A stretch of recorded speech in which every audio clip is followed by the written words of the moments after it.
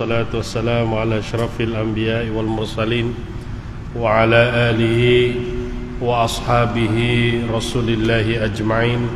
Allahumma salli ala sayyidina wa habibina wa syafi'ina wa zukhrina wa maulana Muhammad sallallahu alaihi wasallam.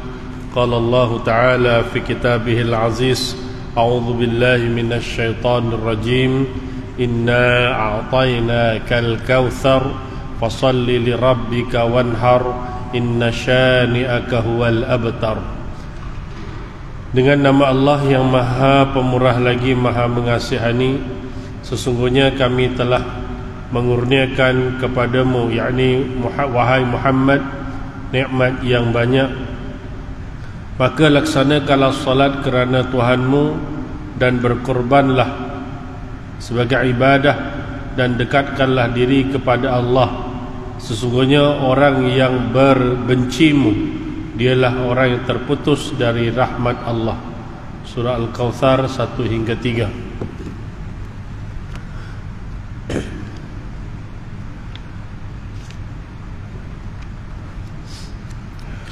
Mana hadis Nabi?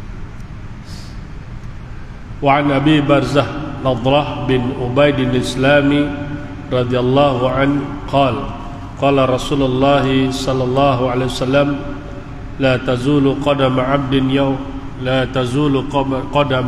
yawm al-qiyamah hatta yus'ala an umrihi fima afnah wa an ilmihi fima 'amila fihi wa an malihi min ayna iktasabah wa fima anfaqah wa an jismihi fima ablah.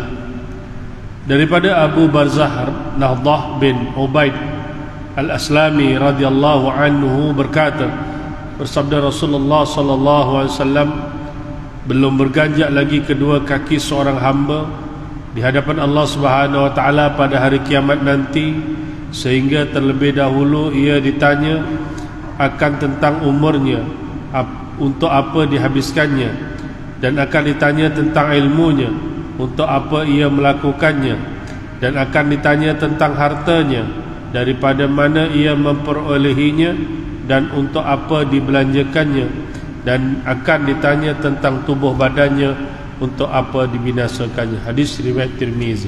Sadaqallahu wa rasuluh.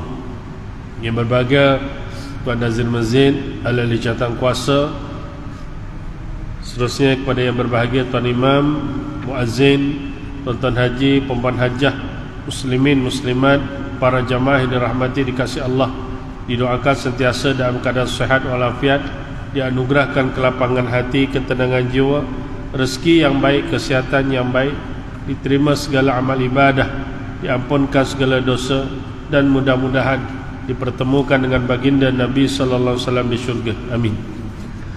Sihat tuan-tuan ya? Alhamdulillah. Baik, kita mulakan pengajian ilmu pada malam ini agar lebih diberkati Allah dengan sama-sama membaca dan menghadiahkan mul kita Al-Fatihah khusus bagi yang besar baginda Nabi SAW, ahli keluarga, sahabat baginda, kedua orang tua kita, muslimin muslimat, khususnya kepada mereka yang mungkin terlebih dahulu telah meninggalkan kita, dan juga kepada diri kita. Mudah-mudahan barakahnya Fatihah akan menjadi asbab untuk kita sentiasa mendapat rahmat daripada Allah Subhanahu wa taala. Al-Fatihah. A'udzu billahi minasyaitonir rajim. Bismillahirrahmanirrahim. Alhamdulillahirabbil alamin. Arrahmanir rahim. Maliki yaumiddin.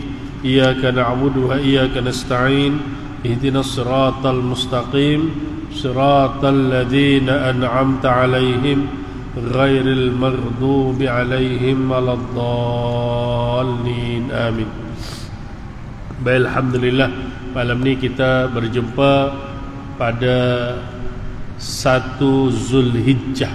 Kalau perkiraan berdasarkan isytihar di TV semalam, maka malam ini malam 1 Zulhijjah, ya, di antara malam-malam yang sangat dituntut untuk kita memulakan atau meningkatkan amal ibadah di sepanjang bulan Zulhijjah ini, sehinggalah selesainya hari tasyrik, ya. Jadi yang ada kekuatan, yang ada kemampuan, bolehlah terus melebih-lebihkan sedikit amal ibadah terutamanya dalam perkara-perkara yang wajib, ya, dan juga perkara-perkara yang sunat. Termasuklah sebahagian ulama mengharuskan untuk kita berpuasa sunat, ya, dan kita berpuasa daripada hari yang hari pertama sampai hari ke-10, kan. Bunyi macam pelik, kan. 10 hari ni tuan-tuan di antara puasa yang sangat dituntut, kan.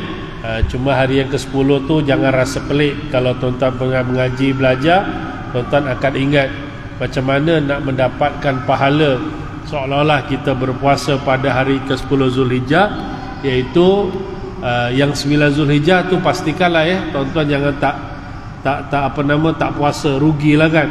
Ni kan dia menghapuskan kafaratus, kan, dia menghapuskan dosa sebelum dan setahun akan datang, kan. Maknanya kita memanfaatkanlah dengan ibadah puasa pada hari Arafah, dan ditambah, ya, kalau boleh lah hari ke-10 tu pun ada pahala puasanya, sebab bila kita baca-baca, dengar kuliah dan sebagainya. Sebab tu sunnahnya macam mana kita nak mendapat pahala hari yang ke-10, iaitu pada hari raya Idul Adha. Pada pagi tersebut kan kita disunatkan supaya tidak memakan makanan sehinggalah kita ke masjid, dan kita balik itu pun kita tak makan lagi, tuan-tuan. Tak makan, nak mendapat pahala mudah-mudahan tu hari ke-10, iaitu kita hanya akan makan makanan daripada daging yang disembelih daripada ibadah korban, kan. Maknanya kalau logik akalnya, daripada pagi dia hari pagi itu lepas solat sembelih, lapak, sampailah kalau dimasak lah istilahnya, ya, kita makan daging tu mungkin dah hampir tengah hari baru kita makan. Nah, disitulah dikatakan kita akan mendapat pahala seolah-olah kita berpuasa 1 hari pada hari tersebut, kan. Itu sunnahnya, okay? Jadi itulah dia terbalik dengan hari raya Idul Fitri, kan. Pagi itu tuan-tuan pergi ke masjid untuk solat, makan dulu, sunnah, walaupun sebiji kurma. Tapi kalau Idul Adha sunnahnya begitu. Jadi kita buatlah, tuan-tuan, ya, yang dah dapat daftar nama untuk korban, mudah-mudahan korbannya diterima, insya-Allah, ya. Nak seekor boleh, sebahagian boleh, itu tuan-tuan tahu. Dalam negeri paling afdal, tempat kita tinggal itu yang paling afdal lah, tempat kita lah. Kalau sedia alam, kat sedia alam lah. Tapi boleh je kat tempat mana-mana pun, hatta di luar negara pun boleh. Cuma kalau kat luar negara tu, saya tahu tuan-tuan banyak dengar isu-isu. Jadi kalau betul-betul nak berkorban, carilah orang yang benar-benar kita sangat percaya, ya, untuk membantu melunaskan niat kita untuk melaksanakan ibadah di luar negara, khususnya bagi orang-orang yang negara atau kampung yang sangat miskin, kan. Ada yang tanya, kalau tanya saya kata berhubunglah dengan Ustaz Nazri, kan. Ustaz Nazri kat Rantau Panjang, tuan-tuan, dia bukan kutip, dia hantar, tak, dia kutip, dia pergi sendiri dan dia sembelih sendiri, jumpa, nampak, kan, tiap-tiap tahun. Jadi kalau Al-Fadhil Ustaz Nazri itu, saya yakin sangatlah, ya, dia berada di sebelah, saya ingat Kemboja, tetapi bukan Kemboja tempat kampung yang dah maju, dah. Dia cerita dia pergi yang ke dalam, tuan-tuan, yang memang kadang-kadang memang sangat miskin, sangat daif dengar cerita, tuan-tuan. Kalau ibarat di Malaysia ni, gambarannya dia kata macam tahun 70-an, macam itulah suasana kampung mereka, tuan-tuan. Jadi sangat miskin. Jadi kalau tuan-tuan yang itu silakan, tak ada masalah, ya. Jadi kita niatlah, ya, kalau kita ada rezeki, jangan kita tak ibadah korban, insya-Allah, ya. Gitu, ya. Korban tu tuan-tuan tahulah, ya, itu dah ngaji dah sunnahnya dan sebagainya, insya-Allah, ya. Saya tak nak mengurai hal tu sebab saya ingat dah ustaz dah sebut. Saya tengok tadi Sahibul Samad, Datuk Mufti kita pun ada kuliah khas di sini, ya. Jadi ambil ilmunya, kita manfaatkan supaya ibadah korban kita benar-benar menepati sunnah Nabi sallallahu alaihi wasallam dan menjadi asbab untuk kita diberikan ganjaran yang terbaik, terutamanya apabila di hadapan Allah Subhanahu wa taala. Yang belum, masa panjang lagi, ada lagi tuan-tuan, tak ada masalah. Kalau ada lagi tak ada masalah, ya. Kalau memanglah nak daftar masjid surau, kita faham dah penuh. Kalau masjid sini kata maksimum 15 ekor, kita nak tambah lagi, kita boleh beli, tapi nak menguruskan mungkin susah sikit. Jadi kita korbanlah binatang kecil sikit, kambing seekor kan. Kalau kambing tu senang pengurusannya, betul. Jadi boleh je. Jadi yang penting kita niatkan jangan sampai tak korban setiap tahun. Boleh jadi korban kita tahun yang lepas kita buat, tapi mungkin pahalanya tak sebanyak mungkin pahala tahun ini, kerana mungkin tahun ini kita lebih bersungguh-sungguh untuk melaksanakan ibadah korban, insya-Allah. Baik, sedikit silinganlah ya, sebab mengambil roh suasana malam 1 Zulhijjah. Jadi kita pun dah tahu apa ibadah yang kena buat, amalan-amalan yang kena buat. Jadi kita buatlah, insya-Allah ya, sampailah kita menyambut Idul Adha, insya-Allah. Baik, jadi malam ni muslimin muslimat, kita sambung lagi perbincangan dalam fiqh menangkat. Korban juga, menangkat pun korban juga tuan-tuan. Korban apa? Korban duit lah, nak kahwin kan. Jadi ni ada satu peluang bagus juga tuan-tuan ya. Kalau tuan-tuan yang nak kahwin, kalau boleh cuba adjust hari ni, hari 13, 14, 15 ni. 13, 14, 15 pula. 10, 11, 12, 13 ni tuan-tuan. Kalau boleh nikah, lepas tu buat ibadah korban. Wah, pahalanya berganda-ganda tuan-tuan ya. Nikah hari Jumaat pun boleh. Kan kita raya Khamis takkan ada orang nikah. Ada orang nikah Khamis? Ada, tapi pelik sikit lah ya. Orang sibuk nak berkorban, dia sibuk nak nikah. Mam, nak nikah ni. Imam dah bawa golok, dah nak pergi sembelih lembu, dia pergi sibuk nak ambil borang nikah pula. Nikah hari Sabtu ke kan. Nikah Sabtu, petang korban, Ahad kenduri. Masya Allah, berganda-ganda pahalanya tuan-tuan ya. Gitu ya. Boleh? Baik, boleh ya. Jadi kita sambung lagi antara Maghrib dan Isyak ni muslimin muslimat. Yang lepas pengajian, catatan saya pada 15 hari bulan 5 ya 2023, kita dalam bab arkanun nikah, iaitu dalam bab-bab rukun nikah yang 5. Laki, perempuan, wali, saksi, ijab, kabul. Tapi kita bincang start dengan kabul dulu, ijab dan kabul ya.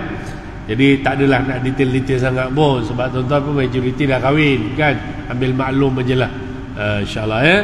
Kecuali kalau yang rasa-rasa macam nak isi borang lagi, boleh aja, tak ada masalah. Try test gitu ya. Kalau isteri tanya, ni isi borang apa bang? Isi borang kahwin. Abang nak kahwin lagi? Tak, saja test sistem. Test sistem tuan-tuan ya. Baik. Jadi yang lepas kita baru syarat yang pertama tuan-tuannya, iaitu bab sirah. Kita dah sebutkan sirahnya macam mana dari segi penggunaan lafaz nikah, kahwin. Kemudian lafaz sirah itu bersambungan kan. Lafaz sirah itu dengan guna bahasa Arab, boleh juga dengan bahasa yang lain, maksud yang sama. Kemudian akad nikah dengan tulisan tidak boleh berlaku. Dan yang lepas saya menceritakan dengan tuan-tuan akad nikah orang yang bisu ya. Kalau hari ni tuan-tuan pun boleh tengok dekat YouTube macam mana majlis akad nikah melibatkan orang bisu. Jadi orang bisu ni pun ada caranya untuk mereka bernikah ya. Sama dia sendiri nak terima atau nak mewakilkan kepada orang lain untuk menerima. Dua-dua boleh. Kalau tuan-tuan tanya saya, dua-dua saya dah jumpa dah. Kan? Maknanya pengantin terima sendiri, ada yang dia wakil kepada orang lain untuk terima. Ikut keselesaan pasangan yang nak bernikah, insyaAllah. Baik, seterusnya malam ni sambung sikit lagi. Ijab dan kabul mestilah bersambung. Di antara syarat sigha ialah lafaz ijab daripada wali dan qabul daripada pengantin lelaki mestilah bersambung. Sekiranya wali berkata, aku nikahkan engkau dengan anak perempuanku, lelaki itu senyap dalam satu jangka masa yang lama, kemudian selepas itu dia menjawab, aku terima akad nikahnya, maka akad nikah tersebut tidak sah kerana wujudnya pemisah yang panjang di antara ijab dan qabul. Kan, aku nikahkan kau dengan anakku Aminah binti Ali dengan mas kahwinnya RM1,000 tunai. Wali dah okey dah.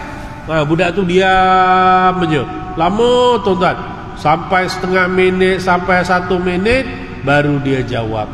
Jadi di situ boleh memutuskan yang disebut sebagai muwalat. Muwalat ni kesinambungan. Kalau setakat dia diam sekejap tak apa, dengan mas kahwin RM300 tunai, dia diam, aku terima nikah, tak ada masalah. Kalau setakat 3 saat ke bawah, itu masih kategori okey lagi. 5 saat ke bawah pun masih okey lagi. Tapi kalau dah sampai 10 saat, itu nampak dah agaklah lama. Dia tak semestinya dengan mas kahwin tunai, aku terima nikah. Jangan begitu. Kena walinya jantung, dia serga, aku terima nikah. Terkejut walinya, langsung batal nikah. Masalah batal nikah sebab wali ketika itu sakit, pengsan, batal dia punya majlis. Itu ada cerita kat bawahnya. Jadi tenang-tenang aja lah, tenang-tenang aja. Sebab tu imam-imam kita bagus. Kebanyakannya, kalau saya bersama dengan imam-imam kan, kalau kita jumpa imam-imam dalam kursus, dalam program, dalam meeting, kan, yang baru ni pun ada kursus ke Eldas, kita cakap dengan imam, kita tegur, majlis tu tenang-tenang, jangan kelang kabut. Kalau nampak bacaan kita, pengantin dan biasanya lah pengantin nampak nervous, kan, kita buat rehearsal dulu, buat percubaan dulu sebelum buat yang official, yang rasmi tu kan.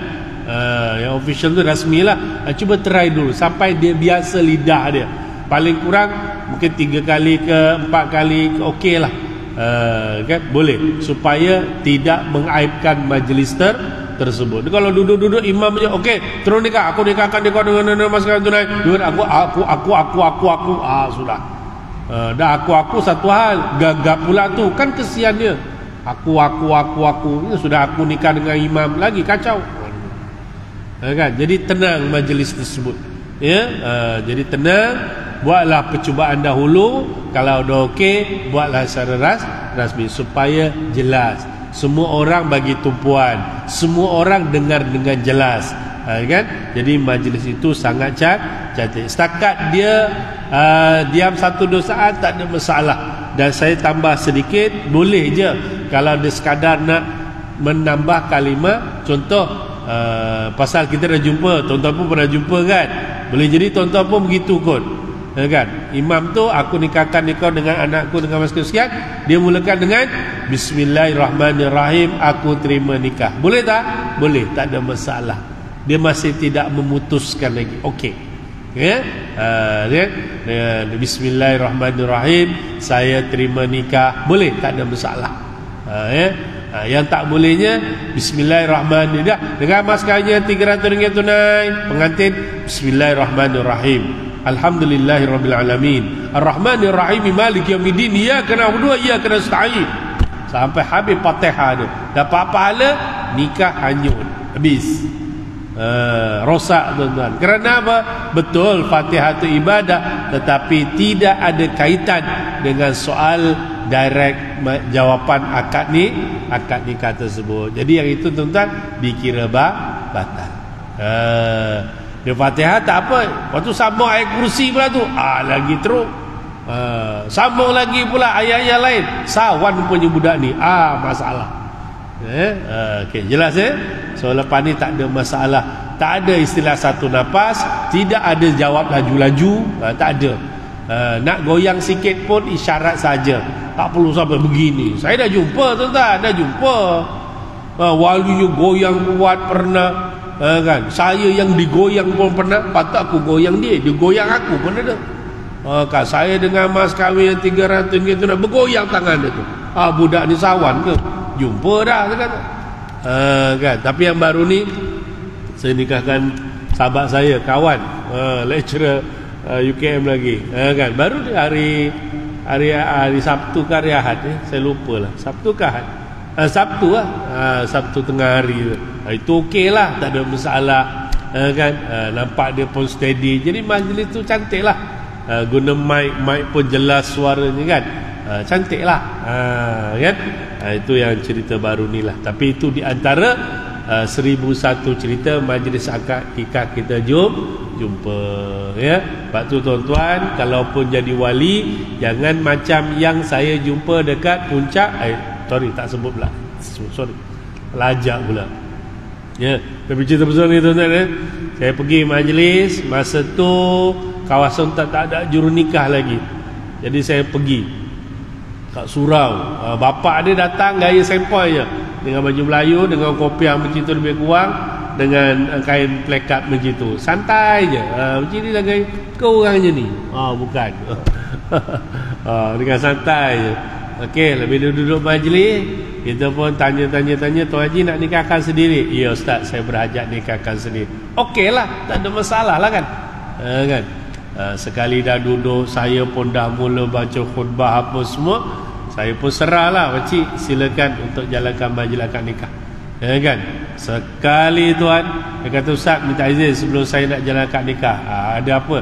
Biasanya dia nak bagi nasihat. Silalah, saya kata baguslah tuan. Nasihat daripada, rupanya tak ada tuan. Terkejut saya.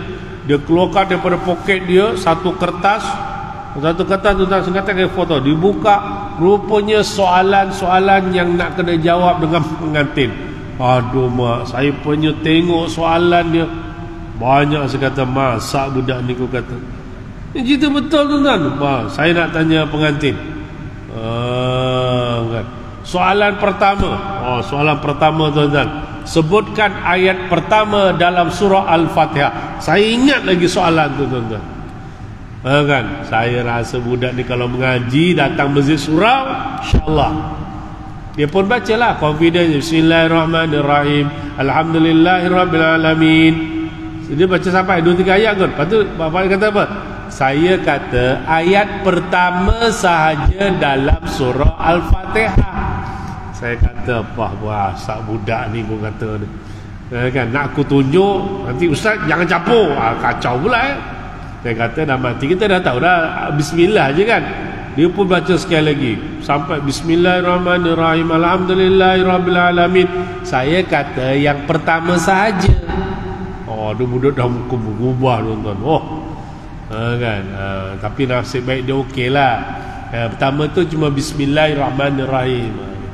Tu pertama tuan-tuan. Saya tengok 2-3 soalan tak tahulah yang bawah tu kawasannya tanya sampai rukun sembahyang jenazah semua. Kalau ditanya aku tak tahulah tuan-tuan. Janji jenazah dia sudah tuan-tuan kata. Kan itu terpulang. Tapi imam-imam kita tak naklah majlis akad nikah itu majlis ibadah diselangi dengan keadaan-keadaan yang tak berapa cantik lah. Takut pengantin nanti jadi malu, muruahnya terganggu So itu jelas Baik.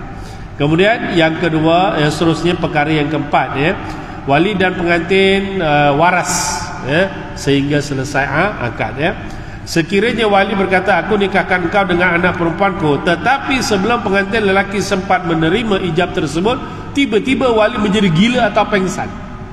Ingat, gila atau pengsan. Selepas itu barulah pengantin lelaki menerima ijab tadi, maka pernikahan tersebut tidak sah. Berlaku tak tuan-tuan? Berlaku. Sebab tu kena ingat, gila atau pengsan tu hati-hati. Sebab tu saya suka cerita lama-lama je lah. Cerita baru-baru ni kan takut kena pula. Itu macam cerita aku, Ustaz tahu masak aku kan. Cerita lama pernah berlaku. Saya di Hulu Langat dulu. Saya di Hulu Langat tahun 2001 dan 2004. Sini hutan lagi masa tu. Yalah 20 tahun dulu kan. Hutan. Saya ingat ni ke Meru tu pun jalannya kiri kanan aja.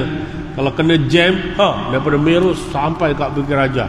Cerita dulu. Sekarang ni pembangunan hebat, banjir pun boleh tahan sini. Banjir ni je kan. Saya kena tu tuan-tuan. Saya kena hari tu. Saya pusing-pusing sedialam, tak boleh keluar. Kan.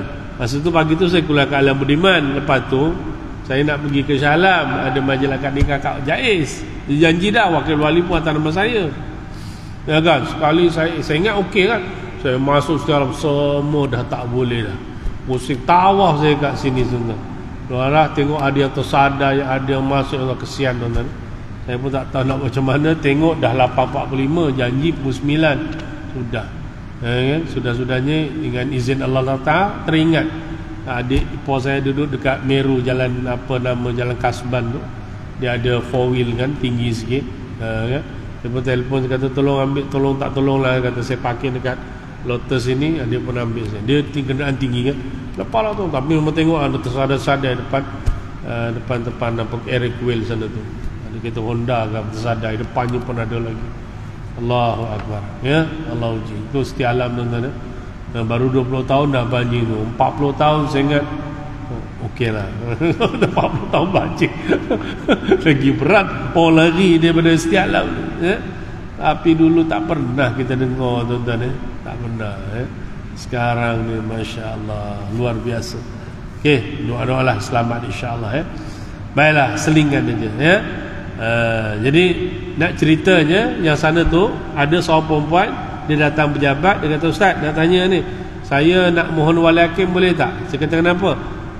Bapak saya ni gila dan saya tak ada wali lain, kata dia. Saya pun tanya masa tu, saya kata gila penuh ke gila sekejap, kata dia. Dia kata gila penuh macam ni, gila sekejap macam mana? Dia kata kalau gila penuh tu memang gila lah, memang gila terus.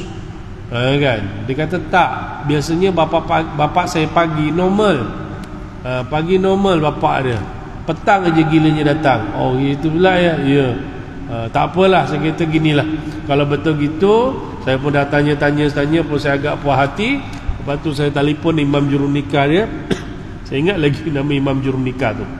Tak tahulah ada lagi ke tidak orangnya. Masa tu pun dia dah nak pencen kerja Jabatan Pendidikan Negeri Selangor. Masa tu dah nak pencen 20 tahun dulu. Mana kalau masa tu umur dia 50-an. Sekarang berapa dah kalau panjang umur dia mudah-mudahan lah.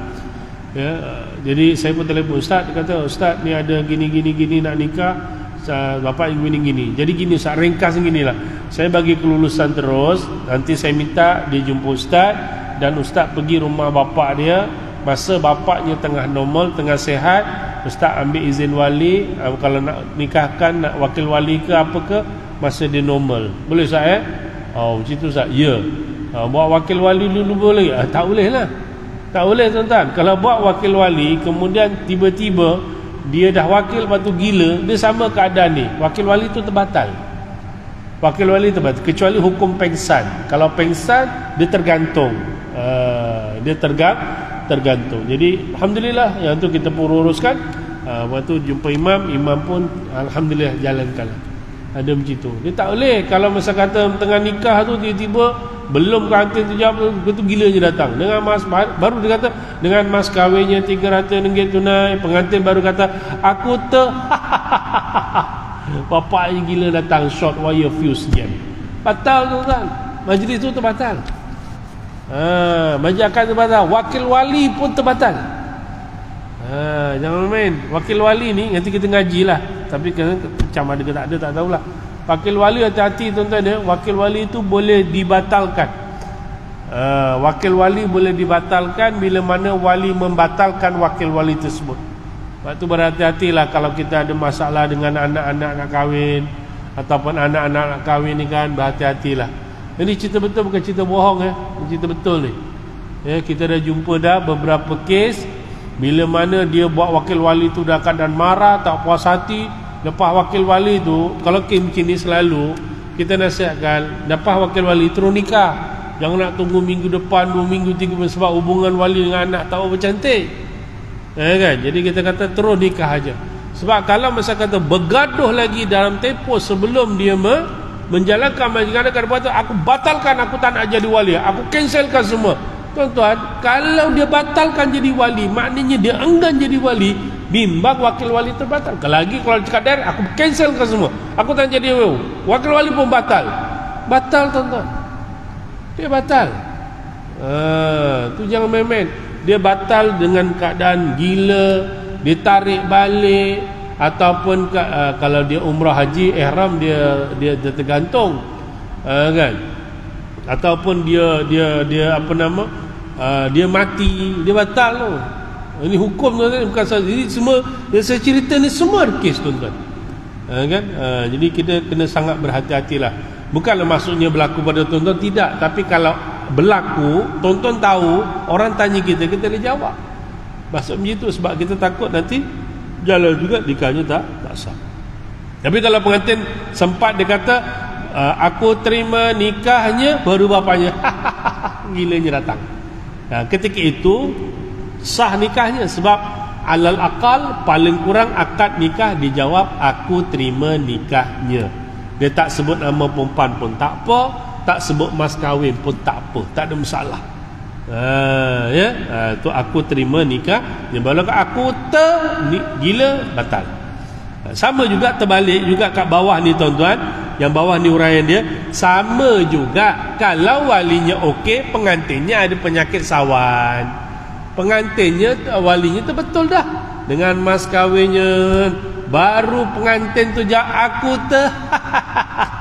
gila, pengantin lelaki tu datang, batal tuan-tuan, batal, ya. Dan kalau misal kata tuan-tuan, dia wakilkan kepada orang lain untuk terima bagi pihak dia, ketika mana majlis akad nikah itu belum sempurna, dia gila, batal wakil walinya, wakil terima nikahnya tu. Itu yang kena hati-hati. Pernah dengar tak orang terima nikah bagi pihak ni? Pernah dengar? Tak pernah dengar ya? Tapi ada tak berlaku? Ada. Banyak tak? Banyak. Masa zaman PKP ada? Ada. Zaman PKP tuan-tuan, kenangan dalam sejarah kehidupan kita lah. Tapi kami yang bertugas sebagai pendaftar nikah ni tuan-tuan, memang kita jumpa. Ini cerita betul berlaku pada kawan saya. Saya tak sebut siapa tuan-tuan, tapi memang kawan saya. Kan, ringkas cerita, isterinya meninggal sakit. Dah lama dia meninggal. Saya ingat mungkin ada dah 5 tahun ada kot. Sampailah jodohnya dia nak nikah lagi. Nak nikah lagi, masuk PKP pula. Bila PKP ni tangguh tuan-tuan, tangguh. Kan, bila tangguh sebab tak boleh datang nikah dan sebagainya kan tuan-tuan. Tiba-tiba kan longgar sikit, nikah online. Dia tak mau nikah online, tak apalah, tangguh lagi. Satu ketika masa tu bila nak nikah kan, dah boleh datang, senang katakan, datang tak ramai, dengan jarak, tak boleh salam apa sebagainya kan, betul kan? Masa itulah kan, insyaAllah. Ringkas cerita tuan, dah setting, kenduri pun dah kenduri pun keluarga je, keluarga, mungkin tuan-tuan jumpalah zaman-zaman tu, kan? Jadi tuan-tuan, masa hari nak nikah tu tuan-tuan, mungkin besoknya ke begitu, hari ni besok lusa macam itulah tuan-tuan. Ringkas cerita, dia ada simptom COVID, dia pergi test, sangkut dia. Habis macam mana ni Ustaz? Kan? Habis macam mana Ustaz? Lepas tu nak jadikan cerita lagi, saya kata tak apalah Ustaz, gini je Ustaz, maknanya sekarang Ustaz wakilkan ajalah kepada orang lain untuk terima nikah bagi pihak Ustaz. Selesaikan. Ustaz pun tahulah, dia memang Ustaz pun alim orangnya. Okeylah, tak apalah. Ya, dapat sebab dah setting majlis semua kan, nak cancel tak sedap lah. Ya, kan? Jadi dia tak datang. Lepas tu tak lama dia berkata, Ustaz, bakal isteri saya pun positif juga. Sudah. Kan? Jadi kesimpulan tuan-tuan, majlis akad nikah jalan, pengantin laki tak datang, pengantin perempuan tak datang, tak ada masalah. Tuan-tuan nikahkan anak kat sini, anak kat rumah tak datang, tak ada masalah. Itu okey je. Pastikan ada istakzin kalau dia yang jadi wali tu bukan wali mujbir, itu selesai. Tapi yang ni dia pun tak datang tuan-tuan. Sudahnya yang datang siapa tuan-tuan? Majlis akad nikah tu wali je lah. Wali yang datang dengan wakil dengan sebagainya, kita susun baik-baik. Lepas tu keduri kahwin pun dia orang tak datang tuan-tuan. Jalan begitu sajalah. Ini cerita benar ni. Maknanya dia mewakilkan kepada satu orang untuk menerima akad nikah tersebut. Ya, ada cara dia lah, ya, akad nikah ya. Dia sebutlah, kalau bapak tu sebut, saya nikahkan Ahmad bin Ali dengan anak saya, kan, Siti binti Abu, yang diwakilkan kepada saudara dengan mas kahwinnya sekian. Dia pun jawablah, saya bagi terima saya bagi pihak Ahmad bin Ali menerima nikah Aminah binti Abu dengan mas kahwin sekian. Okeylah. Lepas habis Covid on lah. Gitu ya. Faham? On yang salah on pula. Maknanya bolehlah duduk bersama. Tapi kalau dah duduk positif, okey je kan. Begitulah. Itulah suasana kenangan Covid-19 itu hari tuan-tuan. Walaupun hari ini sebenarnya masih ada lagi Covid tu kan. Ada kan? Ada tuan-tuan. Jangan kata tak ada. Cuma ialah dengan kehendak dan izin Allah SWT, nampaknya taklah sehebat 2020, 2021 kan. Alhamdulillah. Walaupun ada kadang-kadang ada simptom tu, kadang-kadang kita pun malas nak test, betul? Malas nak test dah. Kalau test confirm sangkut, confirm cuti, paling-paling 4 hari update dalam status MySejahtera dan sebagainya. Betul kan? Sebab saya kira ramai kat sini alumni Covid kan. Alumni Covid ramai sini. Semua ada pengalaman lah tu. Allahu Akbar ya. Itulah. Tapi kalau yang kaki ponting kerja, ponting sekolah, suka tu. Alamak Covid lah. Dia ponting lah, tak datang kerja 4 hari kan. Allahu Akbar ya. Okeylah, sikit lah ya. Itu berdasarkan selikan. Mana dua-dua kena waras ketika majlis berjalan ya. Baik, seterusnya syarat seterusnya di sini sebut sighah menunjukkan akad berlaku ketika itu juga. Nak bagi tahunya tuan-tuan, tidak sah mengaitkan sighah dengan masa depan atau meletakkan syarat tertentu. Contohnya wali berkata, sekiranya datang bulan Ramadan, aku nikahkan engkau dengan anak perempuanku. Laki tu kata aku terima nikahnya, pun tak boleh terima ya, disighah macam taklid pula. Kalau taklid cerai boleh ya, taklid cerai boleh tuan-tuan. Nanti kita ngaji tu taklid cerai ni, taklid cerai ni tuan-tuan, 1001 cerita isu taklid ni yang kadang-kadang tak logik pun berlaku. Pernah berlaku saja selingan keluar sikit, nanti akan datang kita bincang pernah berlaku seorang lelaki dia marah dengan bini dia. Dia kata apa, kalau kau keluar pintu tu jatuh cerai. Yang dia tunjuk tu pintu depan. Rumah dia rumah teres, nasib baik ada pintu belakang. Nampak? Dia tak boleh kalau pintu tuan-tuan. Nampak tak boleh. Itu panjang ceritanya. Waktu dia pun pergi kopi sembang dengan kawan-kawan pula jadi mengaji, belajar sikit-sikit. Kau mana boleh cakap macam tu? Kau cakap macam tu, nanti kalau bini kau keluar pintu depan jatuh cerai. Ya ke? Aku nak tarik balik. Tak boleh tarik balik. Sebab tu kita mengaji. Ya ke? Iya, itu yang aku ngaji, aku belajar, itulah bendanya. Tu cerita kalang kabut di telefon bini. Yang awak dah keluar pintu depan? Belum. Jangan keluar, tutup pintu depan. Lebih kurang itulah. Jangan keluar, nanti keluar jatuh cerai. Iya ke bang? Iya ke? Saya pun tak tahu. Macam itulah hukumnya. Kan? Tak boleh. Jadi macam mana? Keluarlah pintu belakang. Keluar pintu belakang tuan-tuan. Jiran ni heran, keluar pintu belakang, pintu depan tak keluar. Pasal jiran aku ni kan. Lepas tu ringkas cerita, kes tu sampailah kat pejabat. Bila sembang-sembang nak batalkan taklid tak boleh kecuali dibatasi masa. Kalau kau keluar pintu ni, pintu depan ni hari ni ataupun dalam tempoh 2 hari ni, dia kata jatuh cerai. Jadi duduk rumah je lah, tak boleh keluar pintu depan tu selama 2 hari, sehari ikutlah waktu dia kan. Habis tu habislah taklid tu. Tu berhati-hati tu. Banyak isu taklid tuan-tuan. Ya, kes Hulu Selangor, suami buat taklid. Kalau kau turun katil jatuh cerai. Lagi pening bini tu tuan-tuan. Tu. Hati, jangan gatal sangat. Itu kita akan bincang nanti buat taklid. Tapi jauh lagi tuan-tuan. Memang jauh lah. Saya ingat itu mungkin raya haji tahun depan lah jumpa betul. Tapi isu kan. Isu saya sebut sikit sebab kaitan dengan perbincangan kita kat sini malam ni ya. Jadi itu taklid. Ada satu lagi taklid ni, suka ni berlaku ni. Dia buat taklid. Ni berlaku tuan-tuan ya. Berlaku. Dia kata apa? Ustaz, saya nak minta nasihat. Kenapa? Suami saya pernah buat taklid. Taklid macam mana? Masa dia buat tu sebelum nikah, dia kata apa? Dia kata kalau aku tahu engkau ada hubungan dengan mana-mana lelaki lain, sekarang kalau lepas nikah jatuh cerai. Boleh pakai tak taklid tu? Boleh pakai tak? Tak boleh kan? Betul kan? Angguk je lah, dah malam kan. Aku tanya aku jawab, aku tanya aku jawab, senang. Kongsi ilmu je. Tak boleh. Sebab taklid tu tak valid sebab dia bukan suami isteri. Dia macam tu. Ya ke Ustaz? Ya lah.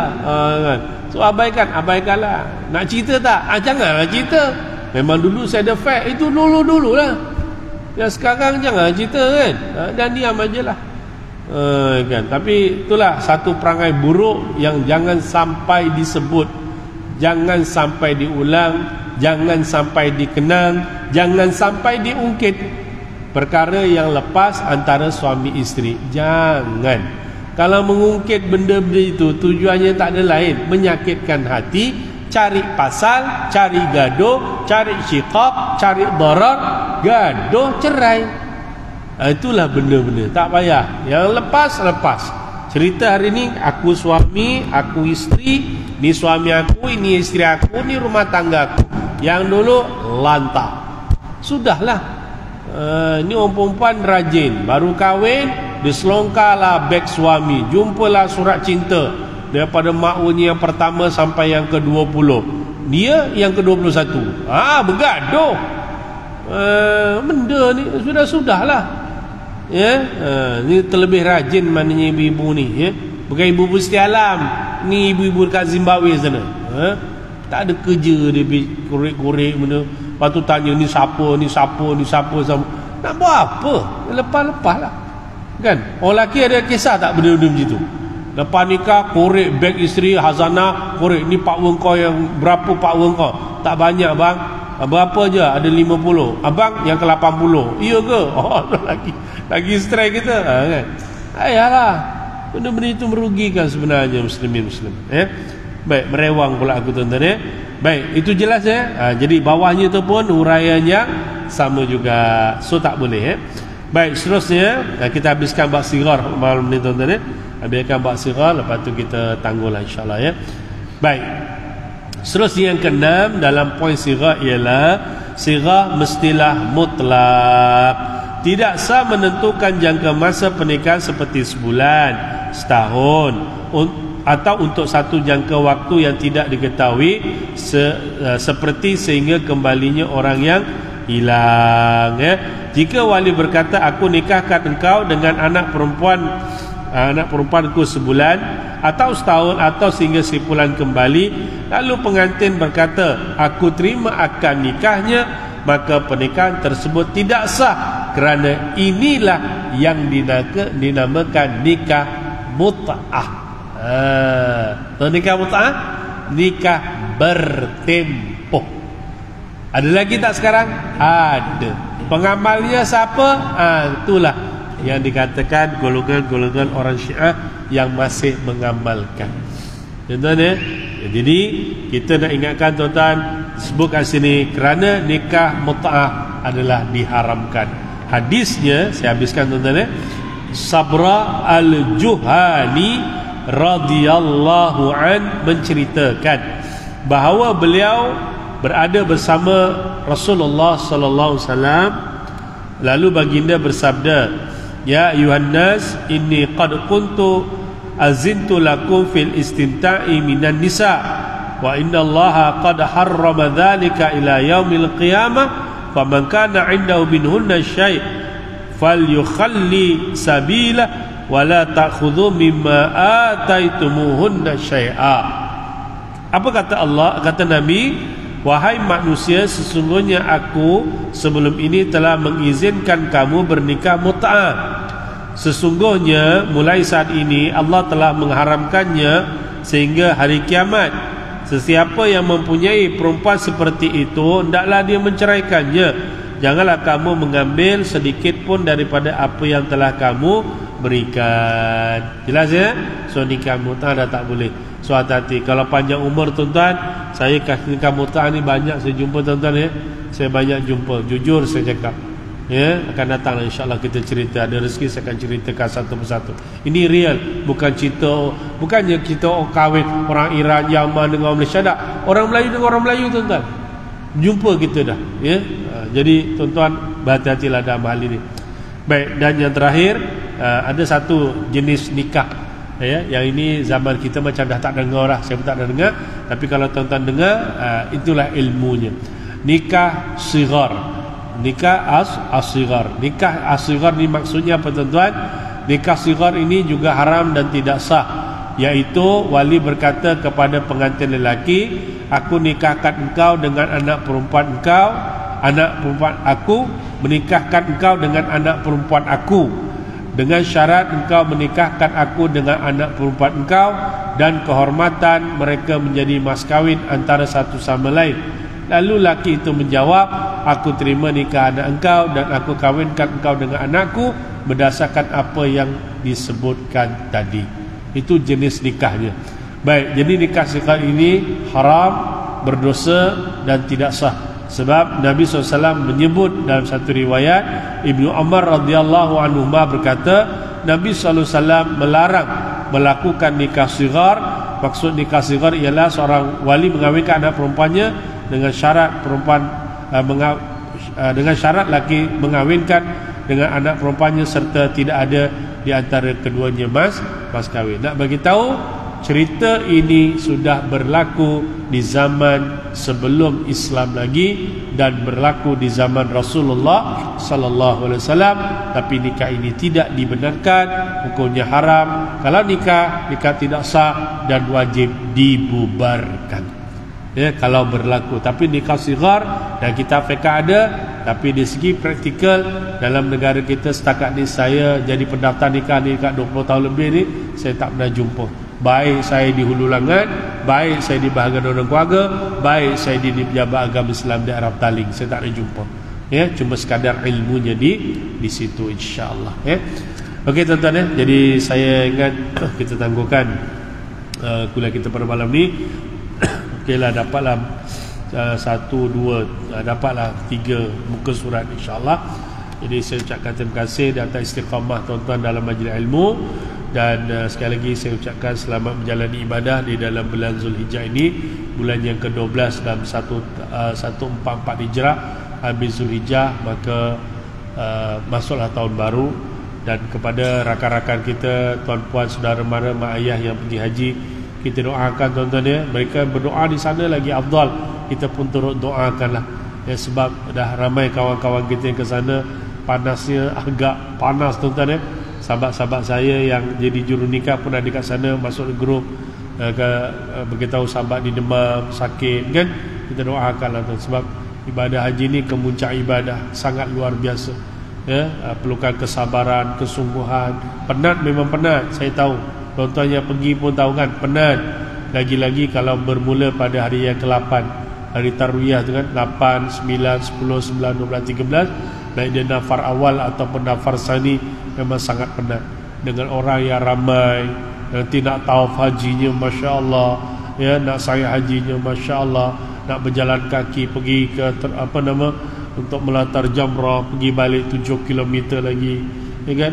Memang itu dugaannya sangat luar biasa. Jadi kita doakanlah, ya, yang di sana dipermudahkan, dan tuan-tuan yang dah pergi alhamdulillah, yang belum berdoalah selalu, mudah-mudahan kita sampai ke tanah haram, nampak Kaabah depan mata, dekat dengan baginda Nabi sallallahu alaihi wasallam tatkala kita berziarah ke makamnya, insya-Allah. Jadi sekadar itu saja tuan-tuan. Satu lagi, yang berkorban, mudah-mudahan Allah terima korban tuan-tuan, insya-Allah, ya. Yang memberikan tenaga walaupun tak bermodalkan korban, dia memberikan tenaga, insya-Allah itu juga ada pengorbanan daripada tenaga, insya-Allah ada pastinya pahala yang besar daripada Allah Subhanahu wa taala. Jadi sekadar saja, terima kasih di atas yang hadir pada malam ini. Mohon maaf salah silap. Aku qouli hadza, astaghfirullahalazim. Assalamualaikum warahmatullahi wabarakatuh.